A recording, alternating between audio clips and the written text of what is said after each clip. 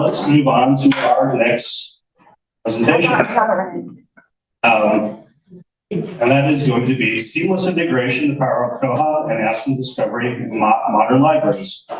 Wally and DesChamps and Jessie Zairo. So,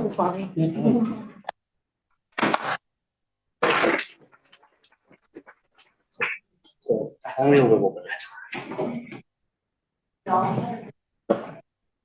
Hey y'all. Wally and I are here today to talk about integration between Koha and Aspen Discovery. So just with a quick show of hands, how many people in the room are currently using Koha and Aspen together? Wow, so quite a few people, awesome. So we're gonna take two approaches to this presentation. We're gonna talk about the community itself, and then we're gonna jump in and Wally's gonna do some amazing, showing you like how they're using the power of Aspen to really connect with their community. So for those of you that might be hearing about Aspen for the first time, it is an open source discovery layer that was launched in 2019. It integrates your catalog with the content, events, archives, and all the other great things that your library subscribes to. What's advantageous about it is that everything is in one place.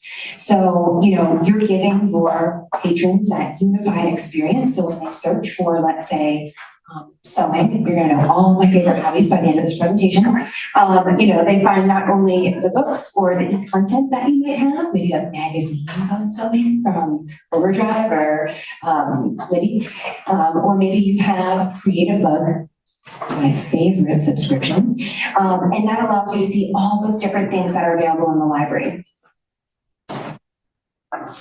Collaboration and integration is probably one of the key features of Aspen. It allows you to have direct integration via APIs with a few e-content providers and different ILSs. So we threw a couple of the providers up here. There's way more that we can cover, but these are some of the frequent flyers that people connect within their Aspen site. You also have access to a resources page, which really allows you to display all of those in one place. So if they search, they can see them, or if they just want to browse through the collection, they can come in and see them. You can tie in your website or build your own website. And then you can even tie in events, genealogy, and more. So it's a really great place to show off all of the amazing things that your library has. Next, we're going to talk a little bit about the community. So Brendan once said to me that sustainable communities are led by users. And all of us in this room know that because we're part of the Koha community, right? I always like to say, like, your voice is heard. Like, you get to talk to people every day and share ideas and thoughts. We've been doing it for the last 3 days, right? Is anyone getting goosebumps? Can we just clap for that? You know, just seeing the different ways that your libraries are doing things, like that is the power of the community. The communities are led by you. You are the users and you are driving what these communities are doing, you know, within the system. So right now there's about 41 contributors. If you go to the GitHub site for Aspen Discovery, you'll see over 41 contributors to Aspen code.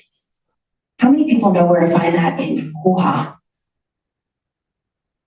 You have to stand up first. Oh, do I have to tell you? Yeah, It's in the About page. What? You can see your name if you've ever contributed code in the About page. Over millions and millions of libraries in every country that you can see that information. Now, how cool a feeling is that? Yeah. There's also development companies worldwide that are also providing development and support for Aspen Discovery. These are just a few. So there's a growing community of users and developers out there that continue to develop and make Aspen great. Now let's dive in a little more about the community. So there's lots of ways that you can become active in the Aspen community. Everything from the monthly Aspen gathering, which is a great virtual way to jump in, talk to other users out there, see what's coming in future releases, ask questions, and really share ideas. There's a Slack channel that you can jump on and talk to people. ByWater puts out this amazing Aspen Weekly, which is a digital magazine almost. It has its own ISSN. And you can go in and every week it has a different topic that talks about things that you can do right within Aspen. All of the videos and productions or webinars that we provide, ByWater also has a YouTube channel that you can watch. And then something that we just launched this year is Aspen Academy. And this is a fabulous way to do continuing education. So how many people out there we saw, Michael, again, a fabulous presentation talking about koha training and tips, right? We want to continue educating ourselves and our users about what is going on. Aspen Academy is a great way to do that, and those are free and open to anyone to attend. Aspen Con last year was in Colorado. I believe Click was one of our hosting partners, and this year, Aspen Con 2025, coming up, will be in Nashville Public Library. So this will be a great opportunity to experience just this feeling that we're having these couple days here to talk about open source and how libraries are using Aspen. Before I pass it over to Wally to talk really about the tight integration between Koha and Aspen, I just want to share some feedback from two longtime Koha libraries, Los Gatos and Williamson County Public Library. And this just talks a little bit about kind of being on Koha and then bringing Aspen into the mix and just being able to really expand everything that their library offers. And I just think I always love to hear like the different things that libraries are doing, so we can take those ideas and spread them to everybody else. Okay, so now we are going to talk about Prosper Community Library. If you scan that QR code, it will take you out to Wally's catalog. So if you want to follow along with him, you'll be able to do that. But without that being said, I'm going to pass it over to Wally. All right, first I said I was going to do this for Kelly, but but I have to say that every time that I listen to Monday Minutes and to Jessie's presentations, I always feel like I'm going back to the era of FM radio and heavy speed, like next up, nice and white satin. Absolutely, she is, her presentation skills are out of this world. They always calm me, if something's going on, I just pull up a Monday Minutes and I get energized by Kelly and just absolutely smooth by Jessie. But anyway,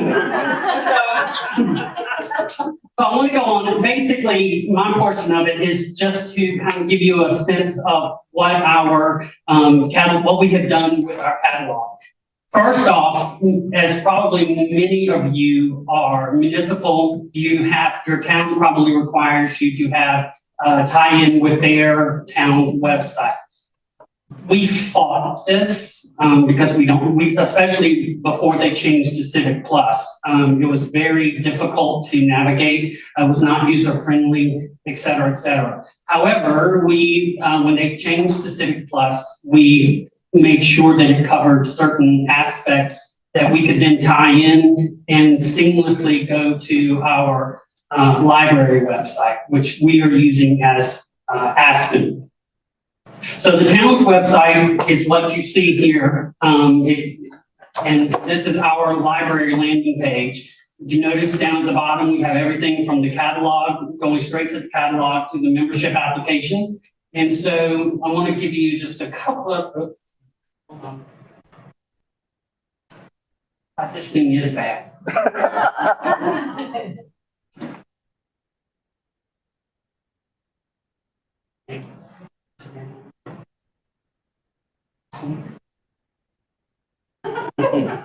You wouldn't think any of us were technology people. But anyway, so we are able to put up some of our highlights, some of our programs on the town website, but the idea is to get them to go to the library website itself. One of the things that is where they come to first is we want them to see about our membership. We give the information about how to get a library card and what it involves. have resident and non-resident categories. And so, we utilize that through the town website. However, once they click at the bottom, they agree to all of our terms in fine print. They are then taken to the Aspen side of our connection. So we have everything. I'll go back to registering for the card and what they have to agree to them filling it out.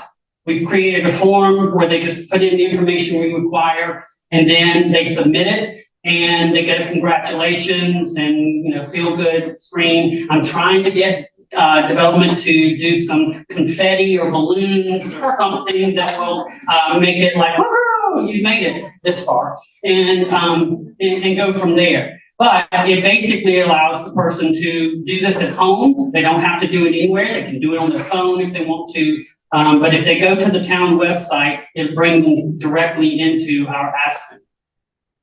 And the reason I know it's our Aspen is because of the title line R at the top, which you can see now is our header. Our header has everything from voter registration to our library hours to our logo, and then across the top has some tabs for us to work through and easy places for people to go. Yes, you can put yourself out to connect with external websites. We have ours so that if they need to learn how to vote, register to vote, they can click on that and get the information. That helps us with our requirement to provide voter registration information to patrons as they come in, being a government entity. We also can click very quickly as what our library hours are, how to get in touch with us, and an email link that they can get to. This is so easy to change, and I will get into that in a minute. We also use system, this is up here at the top, is our system messages. So one of the things that was wonderful is we wanted to do as much one-stop shop type situation as we could.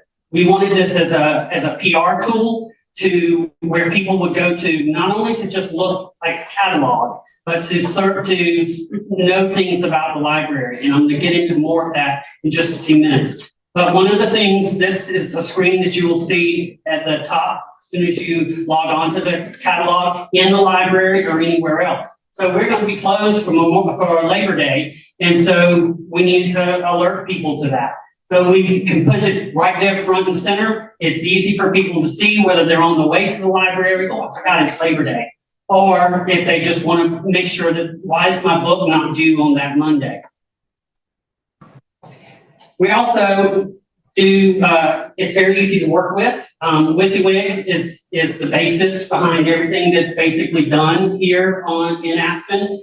You also will notice there's a display right here where, and I'm going to get into the LiDA app in just a few minutes, but where you can also have where people can, if they're on their mobile phone using the companion app to give messages regarding closings, or let's just say you had a power outage or something that was going on, you could post that really quickly, assuming you had battery backup to be able to post it very quickly, so that people would know that a program was canceled or something to that effect.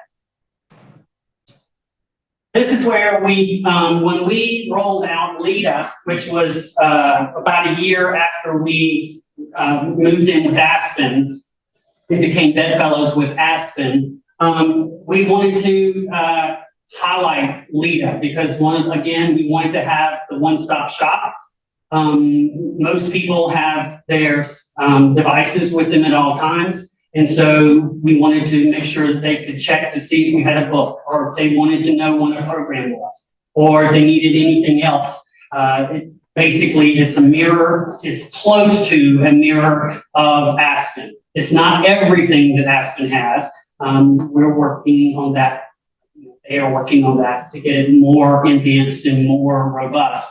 But it's an excellent start. One of the major features that we use it for is we're trying to move away from physical library cards, and we still use barcodes. We don't have RFID. So we're telling people, pull up your LiDA app and show us your card. much easier that way than them having to fish through every Kroger and HEB and gas station rewards card to finally find out. So here's a little bit about what LiDA looks like. If you notice, it has on the right-hand side right there, it has that will be closed. I do have the wrong date on there, so that's last Tuesday. But I will update that very quickly. I actually already have it, not for the presentation.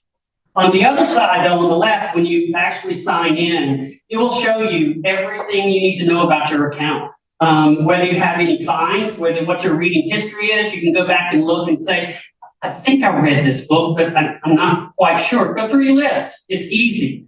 Also making sure that if you have any linked accounts, like children's accounts or whatever, you can also click on those and it's right there versus having to, in Koha, you have to, if you're in the OPAC, you would have to log out of yourself and log back in as your child or your guarantee. Also, you have some ability to do some searches, save some searches. If you're kind of just trying to investigate a genre or something to that effect, and putting some books in or some titles in a list for you to be able to reference later. We also, if you notice, in our tab area, sorry, I'll cite people. For that. But we have things where we find what we consider our most important areas for people to click on. The downside to this is that the bar is only so wide, and so therefore we have to limit it to about 4 things. If you see, I were to add a 5th one to the other side to the end, then it would be off the screen. That's something I hope that can also be worked on to make it where it can have multiple tabs, maybe 2 levels of tabs or something like that. But our policy is there. You can also see where I have interlibrary loans. We do charge for our interlibrary loans, basically only for postal service. And this kind of explains what the process is and the justification for us charging for that service. You can fill it out, and then I get an email from the person that says, I want this book, this is the ISBN, whatever information that I have for them, and then I can then reach out to them and start the search, and it's very easy. 3D printing, we also do 3D printing. You saw that at the very top. Also, this gives what the 3D printing process is. We hold workshops twice a month on 3D printing where we kind of tell a little bit about it. But this one, then the people can go home, digest it, and then determine what they want to do and submit an application for 3D services. Another major thing that we did was putting in our program, digitizing our programs. This is an example of our summer program. We did Every Animal is a Story. If you notice on the tab, it just says Summer 2024. That way we can continue to update it, and I can basically take that tab and reuse it for fall, for spring, and just put in the new information.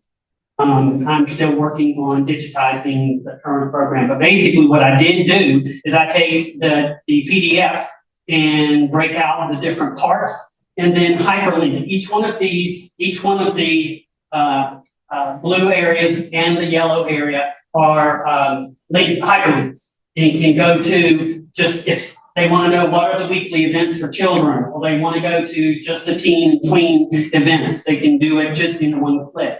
If they want to have a printed copy of the program, they can click in that yellow area and download it and print it themselves at home. It doesn't cost us anything.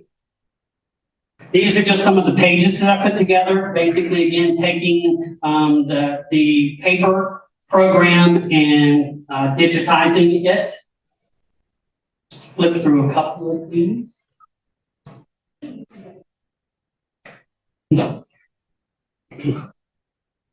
I basically screenshot a lot of the artwork from the program. We used Illustrator to actually develop the program, and then I will copy a lot from that into here. I'm not an Illustrator aficionado, but I do know how to grab things and pull it into there. Is you can save things, again, it's a WYSIWYG type situation, so you can just copy and paste into the, to the pages that you're developing, and voila, it's right there. We also have, put the calendar in there because, again, people want to be able to see things in a more compact and comprehensive way. This is what we've got. Our McKinney has huge catalog monitors that we hope to have one day. But we were able to get some standalone kiosk type catalogs. This is what our catalog looks like. Basically, again, if you see the announcement there, it's on all day during the day, and then it goes to sleep at night, so we don't get screen burn or anything like that. But again, the first thing they see is the top, is if we have any special announcements or our information needs to be up front and center. And then the tiles below where you see juvenile and young adult and new adult, they can just click on that and it will be everything that we've just gotten in and determine if it's something that they would like to go and find. If you also notice, we have put in the star system. We have not pushed that yet. One of the things that patrons can do is to go in and review a book if they want to. We have not pushed it yet. You can also get it to show you detailed information from the partner groups like New York Times and whatever else that would give you some reviews and feedback. We just have not chosen to do that because we really wanted it to be what's Prosper reading, and we will get there. These are just some of the tiles and some of the screens of what we have going on. I like this one a lot because we highlight our Texas Award winners quite a bit. If you notice the tabs underneath, we have them for every year that are recent, since we've been in this library and with Koha, where even if it's this year, parents will come in and say, I want quality books. Well, I want my child to read this. If they've already read the ones from 2024, we'll go back a year or two. And if they haven't read something from there, or they were elementary school and now they're in high school, if they can go back and find the list for a different time frame, different focus. This is the New York Times list. And so again, people that are looking for the latest and greatest based on other people's reviews and such is there. All this is tied in, automatic. I mean, it's just, you flip a button and it's there.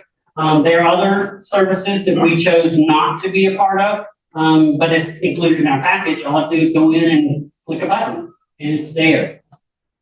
I say that. I don't know if I click a button, if I have to request somebody to click a button. But anyway, y'all don't want me clicking too many buttons. But anyway, I just kind of wanted to show you a little bit about what the screen looks like, what it's there, how it integrates not only with outside resources, but is there very comprehensively and I think it's pleasing to look at and easy to see. I like the idea that if I'm logged in, it'll give me recommended for you. So it'll look at my reading history, my genre, and figure out, oh, this might be something you'd be interested in, and would go from there. So if I'm not logged in, it will just give you kind of a recap of what is popular right now. And but if you are logged in, it will be able to look at your reading history and not only your reading history, but your searches and such too will be remembered and will be able to then give you other recommendations. I also like that when you open up, the first thing you see is your account. It'll tell you again, like in LiDA, it'll tell you everything that's going on in your account, whether you have fines or whether you have anything on hold. Oh yeah, I forgot I put that book on hold. And you can decide whether you still want it or not and go back and either cancel the hold or keep it, whatever. And then again, your reading history. I think I read that book and you get 3 chapters in and you're like, oh, I could have spent that hour doing something else. So, also, I wanted to point out this, when you pull up a book, Sue is one of my favorites. And so you can see that we have not only what is it's displaying not only what is in our physical library, but it will also show that we have ebooks or what is available in Kindle or Cloud Library or whatever service it is that we are working with. If you notice, and you can't see down here on the very bottom, but it also has reviews from Goodreads. We turn that on. We have more details about the books. You basically click, and again, if you have a touch screen, you just click. If not, you use your mouse and the mouse pad to get into that. And we'll give you an awful lot of information. It will tell you, of course, if it is on the shelf, exactly where you need to go. You can place a hold. This is Janet Bonovich is also one of my other favorites. And again, I wanted to show that we have the book. It is on our shelf. But if you're a digital reader, it's in Cloud Library. It's in Libby. It's also available in e-audiobook, et cetera, et cetera. Regular OPAC doesn't do that. And as more people are traveling, more people are using digital services. This was a big factor for us. We wanted to make sure that the services that we were subscribing to were being used. And this advertises that for us. So the power of Aspen Discovery is pretty immense. And if you're not on board with it, I highly recommend it. The only downside that I would say, I was telling Jessie at the beginning, while we were talking about this, is that the admin page is a little overwhelming at times, but the staff that trains you, we had Cal Marquise train us, and she was incredibly thorough for us. I say this about ByWater in general. When you go to them with a question or when they are trying to teach you a new thing, they are very thorough. And when I walked away from the training, then we had the time. George, I said, I think we'll be starting Aspen in a couple of months or a month or so. You'll have the time to play a little bit beforehand and have a test site to work with. You can even have them set you up a test library. Which I have, and I will go in and test to make sure something looks right before I click this. I can click. I'll check the box and let it go live.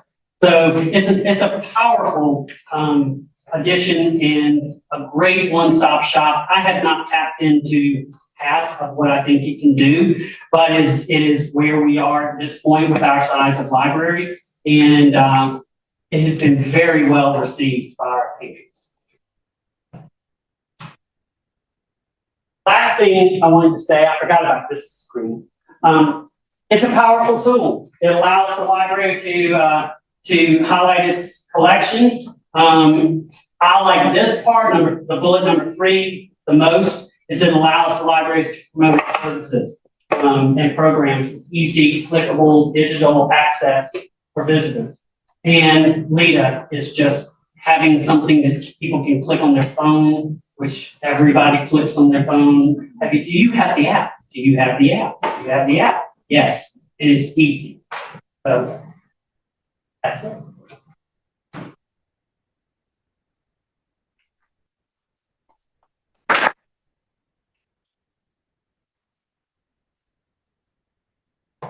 For those of you that have Aspen, what are some of your experiences and trials and tribulations? I have a comment and a question. One of the things that we love about Aspen is the placards. So if you are searching yoga books, it'll automatically promote your Namaste and Read story time. So it does cool stuff like that. It also highlights our digital e-resources. So if you're searching, I don't know, a genealogy book of some kind, you're like, do you know we have these text share databases, stuff like that. So we utilize those not as heavily as we want to. We don't update them as often as we should be, but we love them and we aim to be better at that. The question I have is with the app, does it communicate with your security gates at all? Do you have security gates? No, okay, yes, your eyes answer that question. Yeah, but we love Aspen. Thank you.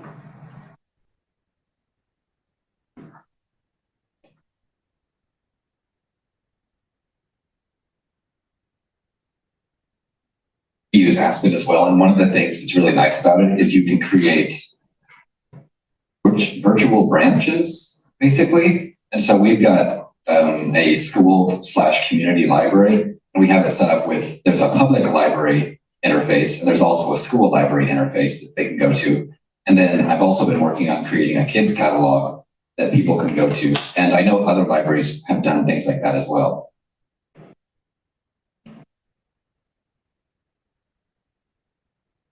I am, I've always been really resistant to having a separate app, a mobile app. Can you talk to me about why that works for you? Because I was sitting here having a great time using the responsive website on my phone, not in the LiDA app. So can you talk more about that?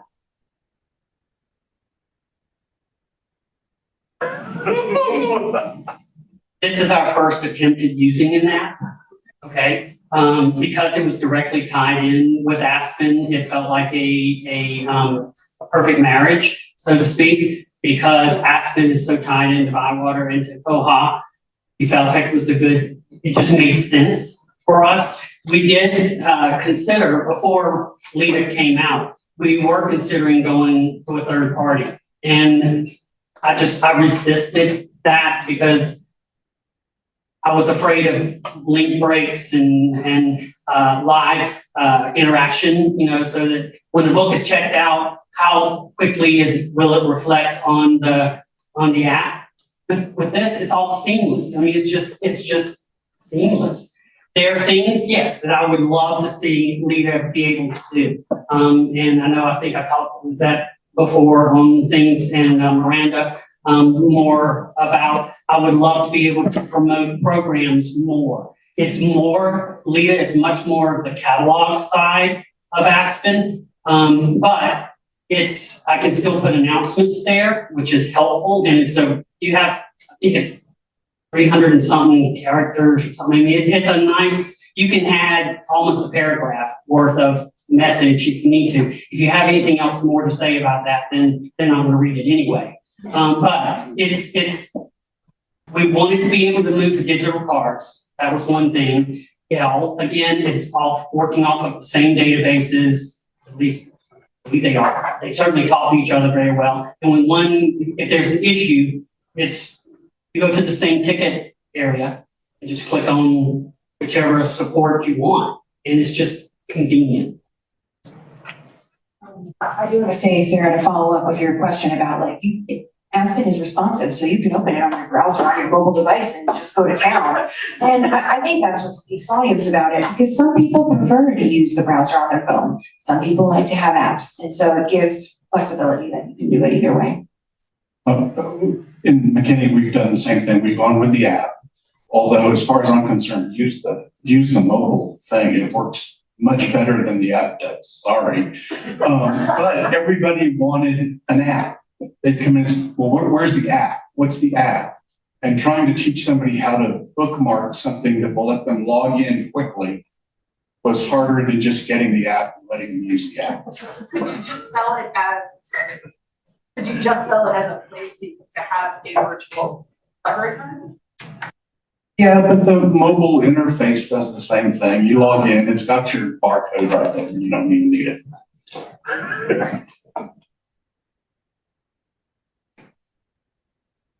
So, I missed the first part of this, so I'll apologize if we covered it already. One reason that I get asked for app all the time is for push notifications. Did you guys talk about push notifications in the LiDA app? Where's that at? I ask this every time I hear about Aspen, because that's sort of the selling factor for me is, can I get account level push notifications with LiDA? It's coming. I mean, there's some things that you can get push level notifications for. So like if you save a search, you can get a notification. Wally could set one of all those system, messages that he sent out, you could send those out as a push notification. So there are things that work as push notifications now. So coming. Hi, we're in Aspen Library too. We love Aspen. It's been quite a revelation from our previous system. The one thing that we would like to see developed on it is we would like to be able to see slightly different views for specific material types. So for example, if you've got like a toy or you're working with kits, we would like to be able to pull out different data elements for revealing on the return as opposed to what you get with kind of the standard stuff for books. But other than that, we just love it. We also have a different app, and I'll be honest with you, I hate our app. So I am one of those people that has downloaded the bookmark onto my phone for the Aspen shortcut, and that's what I use.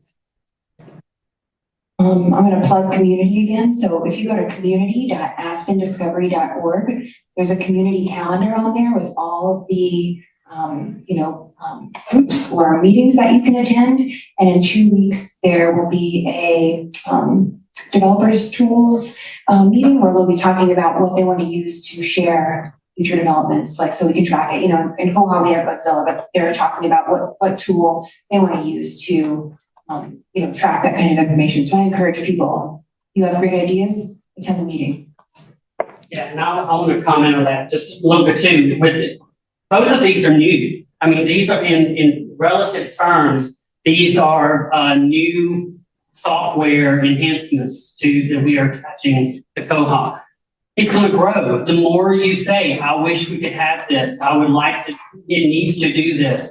Our patrons are asking for this. In the community, that's what we're doing here. We're going to take what we got at this conference, and it's going to go back and it's going to drive the next upgrade.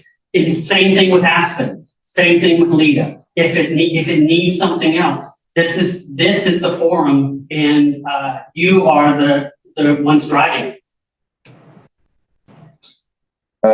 Sarah, I just wanted to address one thing. The one thing that's really a plus for me on the app is, I don't know if this was clear enough. I toyed around with, having the browser on the phone. I like the fact that you can do that. But the one thing, there's a plugin for the patron barcode, which is nice. But the thing is, you have to log in every time on that thing. And the nice thing about an app is once you sign in, you're signed in. And so it's quick and easy for the patron. I think that's the biggest push for me in having that app is they don't have to keep signing in. I mean, if they knew their card number, they could type it in on the self check or whatever. Sometimes they don't even know that. It's like, so once they get it in there, they have it with them. So that's a huge plus.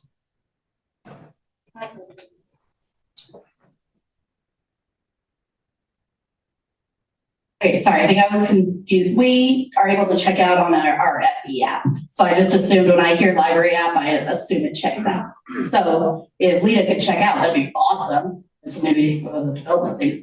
But another thing that we really, really like about Aspen that we haven't either figured out on Koha or we don't like about Koha, whatever, is the linked accounts. And you chimed on it, but I think that's one of our big selling features to our patrons is that a parent of 4 can log everybody in the first time, but after that, you just log yourself in and you get to see all of your kids and all of the holds and all of the books. Or if you're taking care of an elderly parent, log them in and you get to help them keep track of all their life. Like that's a huge feature for our patrons that they utilize heavily, and once we train them on it, that I don't think you have that capability as easily. It's just very user friendly. It's very, very easy for patrons to use. Yes, that was a big selling point for us too, because as I told you earlier, we would like to see development for making linked accounts truly more linked. And LiDA is a step in the right direction, because that is one thing moms and dads came in and they would, that's the other thing. Mom and dad, as long as they are agreeable, can have all the information on each of their phones. As long as they're agreeable. I mean, still, we say, we have some, but anyway, that's a major plus for our patrons. You just pretty much answered my question, was gonna be, can we add a second card? Because we get a lot of spouses that come in and say, my wife asked me to pick this up on the way, home, and I don't have her card, and if they could put her card in with their card. So, yeah, you basically answered my question. Yeah, we do not ask for ID to match their card, as long as, if they have a card, we don't question it unless something is wrong with the account. Otherwise, they can come in with anybody's card. We're assuming that you gave them permission to use it. So in that case, that would work in a family. Just to kind of tag on to the same idea, I don't know how it works everywhere else, but with Colorado, we have this thing called Colorado Library Connects, and it lets people get Colorado or library cards at all sorts of different libraries across the state. And LiDA and Aspen is, you can use that account to have multiple of your own library cards. So you can be like looking at all the different e-resources and whatnot. And we've had really good responses. We've just been testing with staff this year with LiDA, and we've had really good responses. And like people are like, "This is way better than Libby," and like they really like it for to like key resources.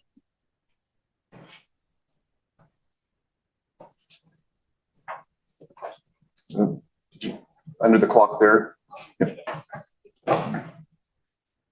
Hi, so I'm interested in your forms that you have up there.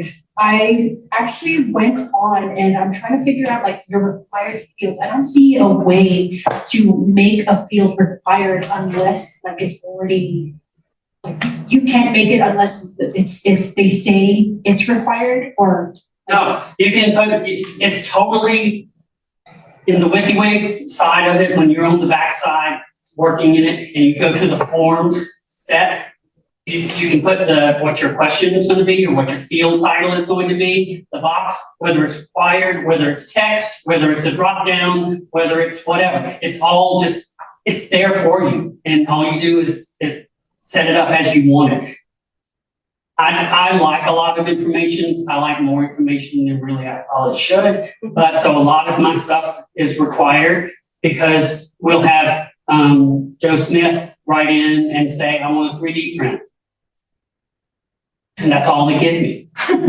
I don't know Joe Smith. I don't know his phone number. I don't know his email. I don't, I'm supposed to know. We're our small town, but I don't know everybody. And so yes, it is totally 100% customizable from your perspective as you're building it. It's a form, it's a WYSIWYG characters kind of thing? Yes. Okay. My last question is, I've noticed when I went on my phone, the website, I don't have access to the app, but I've noticed that some formats you can't view, like your policy, for example, I can only see the first page of it, but it won't do more than just the first page. Do you know what formats are acceptable or like will show on both the library site and on your phone and on the app? Like what are the formats? I do not. Ours is PDF, and so it's just a PDF file. So I'm not sure why your phone should be able to, or device should be able to read the PDF. It's only showing the first page. Even desktop. Yeah. Okay. Response from the review and desktop mode. So on that particular point, our library has had that struggle as well. I assume that that's an embedded PDF and it shows on the desktop. On a mobile phone, it has an option that says open and it'll download it to your phone. But if you're looking at it on an iPad or a tablet, that's when you get just the one page and it doesn't scroll. So I don't know if that's a bug that can be submitted, but it could be very helpful for those who prefer to browse on their tablets and iPads. Good feedback. Power of community.